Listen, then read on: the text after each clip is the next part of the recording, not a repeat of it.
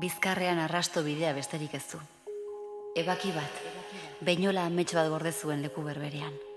Minik, deus. Izua memorian itxatxita baizik. Utxune bat. Eta oroitzapenen giltzarri, haren eskua, amorruz eta arantzaz jantzia. Baztertu gaitzaten nahi duzu. Geure herrialdetik botatzea edo zer. Ez ama. Hoize da egingo dutena espadituzu tontakeri horiek alde batera uzten. Ez dira tontakeriak ama. Neskak gustatzen zaizkit. Orduan isil zaitez. Aitu, iso! Zu gaizorik zaude, gaizorik.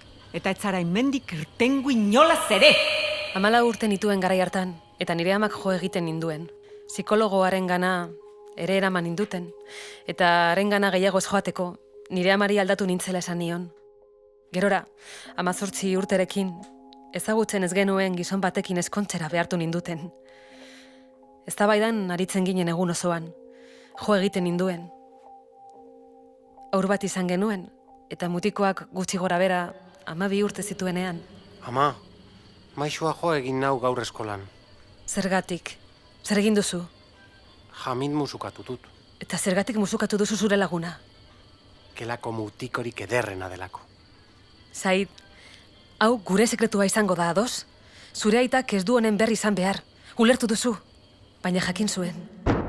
Nire zenarrak horren berri izan zuen eta semea jotzen hasi zen. Uztazu mea mesedez, etzazu jo, ikasiko du! Erdian jarri nintzen eta ni jo ninduen. Buruan eman zidan kolpea eta zorabietu egin nintzen. Baina poliziak erasuaiek ikuse zituen eta horri esker zenarraren gandik banandu ahal izan nintzen. Eta beste hiri batera joan ginen bizitzera. Ondo zijoak igun. Ni bezalako beste pertsonak ezagutu eta haiekin ibiltzen nintzen. Baina nire bizitza berreskuratzen ari nintzenean aurkitu gintuen. Eta beste norabait joan behar izan genuen berriz iesi. Nire lagun batek babestuko gintuen gizon bat aurkeztu zidan. Nik bera lagundu eta berak niri lan kontratua egingo zidan. Denbora batez lasai bizi ahal izan genuen. Ondoren, Espainiara heldu eta gaztelania ikasten hasi nintzen.